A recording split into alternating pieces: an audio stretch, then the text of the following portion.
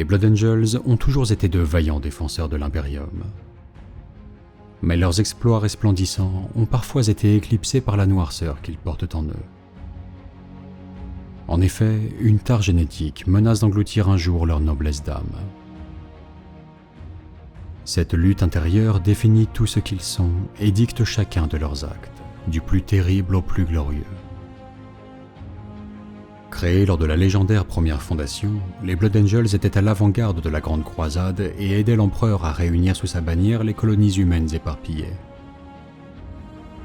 Déjà à cette époque, leur fait d'armes était héroïque, car les frères de bataille de la Légion étaient des parangons de l'Adeptus Astartes. Toutefois, les accomplissements des Blood Angels atteignirent de nouveaux sommets lorsqu'ils retrouvèrent leur primarque. Sanguinius était sans doute le plus noble des fils de l'Empereur. Un ange ailé dont le corps et l'esprit semblaient en tout point parfaits. C'était un grand guerrier et un chef talentueux, un véritable demi-dieu, et ses enfants le suivaient avec dévotion. Les Blood Angels combattirent aux côtés de leur primarque pendant la Grande Croisade et la folie de l'hérésie d'Horus. Ils étaient si galvanisés par la présence de Sanguinius qu'ils se battirent avec obstination jusqu'à la fin. Leurs bolteurs rugissaient depuis les remparts du palais impérial alors que le maître de guerre cherchait à s'emparer du trône de son père, et ils furent parmi les premiers à apprendre la défaite des renégats du chaos lorsqu'Horus tomba sous les coups de l'empereur. Malgré leur héroïsme, ce combat coûta cher aux Blood Angels.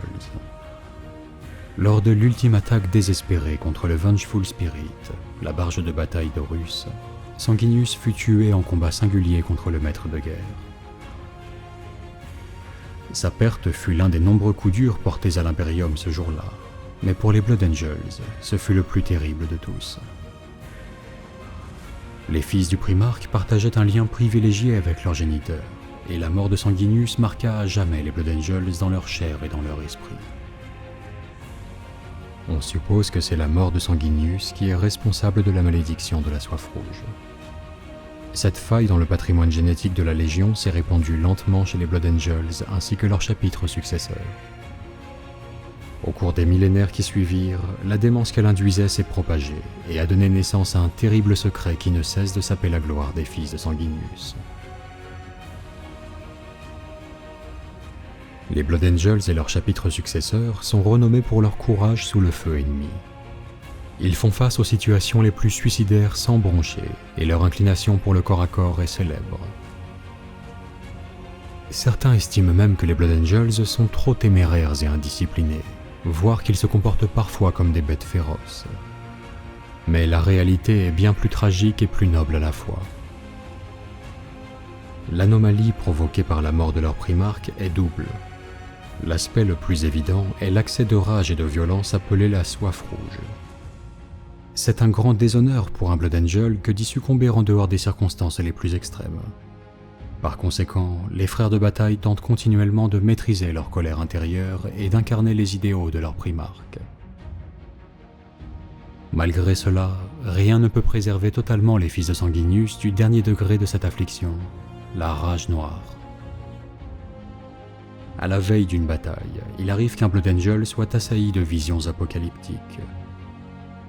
Sa santé mentale vole alors en éclats, tandis qu'il a l'impression de se retrouver sous les bombardements, au milieu des combats, revivant des tragédies des millénaires passés et ne communiant plus avec Sanguinius que par la souffrance et la fureur. Ce n'est qu'une question de temps avant que ce destin ne frappe un Blood Angel. Lorsqu'ils font face à cette terrible réalité, ils semblent comme possédés et ne reconnaissent plus leurs frères de chapitre. Ils sont alors revêtus d'une armure noire pour se rendre à leur dernière bataille. Ces Blood Angels déchus se jettent à corps perdu sur leurs ennemis, cherchant une mort honorable au combat plutôt que de subir une lente dégénérescence qui les relèguerait au rang de bêtes assoiffées de sang. L'héritage des Blood Angels n'est pas totalement négatif. Ils portent en eux la noblesse de Sanguinius. Comme lui, ce sont des esthètes perfectionnistes, et lors de leur transformation physique, leurs traits sont remodelés pour refléter la grâce de leur primarque. La force mentale de Sanguinius les habite aussi parfois, et ce pouvoir croît avec chaque millénaire qui passe. Les Blood Angels figurent ainsi incontestablement parmi les Space Marines les plus doués psychiquement. La puissance des archivistes Blood Angels provient de la dualité qui caractérise la psyché des fils de Sanguinius. Par moments, elle se manifeste sous la forme de miracles angéliques, et à d'autres, elle provoque des explosions de violence incontrôlables. Les archivistes Blood Angels peuvent user de leur pouvoir aussi bien pour protéger des innocents que pour déchiqueter leurs ennemis dans des tempêtes d'hémoglobine. Le fait que les Blood Angels conservent la maîtrise de ces pouvoirs et les utilisent pour le bien de l'Imperium témoigne de leur noblesse d'esprit. Toutefois, même une détermination d'acier n'est pas sans faille, et en dépit de leur grandeur d'âme, les Blood Angels et leurs chapitres successeurs sont en déclin. Chaque année, les guerriers qui succombent à la folie se font plus nombreux. Ce phénomène est patent chez plusieurs chapitres successeurs, car leur patrimoine génétique a été créé alors que l'anomalie s'était déjà largement répandue. Des histoires abondent à propos de chapitres entiers sombrant dans la folie et se rapprochant inexorablement de la damnation. Des noms tels que les Knights of Blood ou les Crimson Swords sont désormais synonymes d'infamie, car ces chapitres ont été déclarés renégats par l'Adeptus Terra, ou ont été exterminés lors de conflits où ils ont abandonné la stratégie et la sagesse pour assouvir leur soif de sang.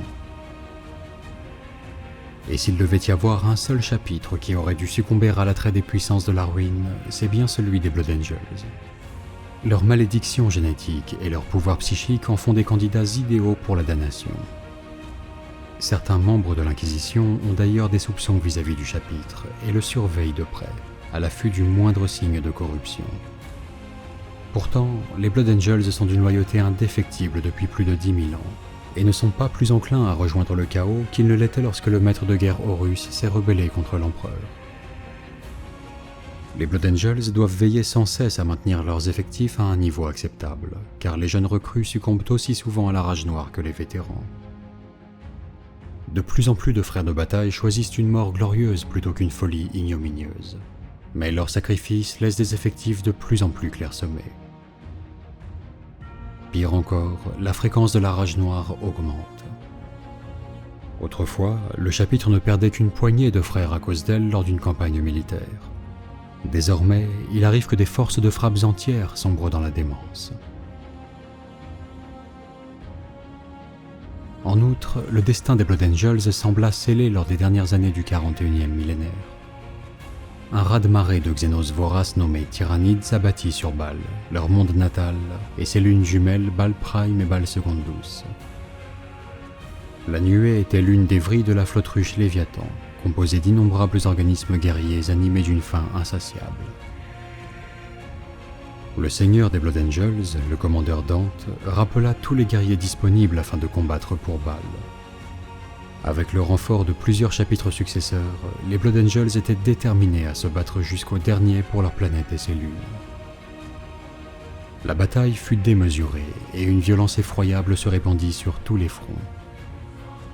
Au cœur des déserts radioactifs de Baal, la forteresse monastère des Blood Angels fut assiégée par des vagues successives d'ennemis, tandis que sur Baal Prime et Secondus, les combats se faisaient de plus en plus désespérés. Les fils de Sanguinius tombèrent par centaines, leur heure semblait venue. À cet instant critique, la grande faille déchira la réalité, et lorsque les tempêtes warp se calmèrent, la flotte ruche tyrannide avait fait place aux vaisseaux impériaux de la croisade Indomitus. Menés par Robud Guilliman lui-même, les armées de l'Imperium vinrent en aide aux Blood Angels assiégés, et les Xénos furent enfin vaincus. En provenance des chambres d'hibernation du vaisseau de Cole, le Zarquisitor, des centaines de Space Marines Primaris prirent part à la destruction des nuées tyrannides. Ces guerriers portaient les couleurs des Blood Angels, des Blood Drinkers, des Flèches Tireurs et de bien d'autres. Ils renforcèrent les rangs clairsemés de leurs chapitres adoptifs au moment le plus opportun, et présentaient la particularité de combattre avec un flegme qui aurait fait honneur à leur primarque. Leur résolution était implacable, mais ils semblaient en mesure de contrôler leur colère intérieure. Les fils de Sanguinius acceptèrent ces renforts avec gratitude, ainsi que les appareils de Cole qui leur permettraient de recruter et de concevoir plus de frères de bataille Primaris. Le temps de la restauration suivit celui des combats, et il s'accompagnait d'un espoir inattendu. la fin potentielle du déclin des Blood Angels et de leurs successeurs.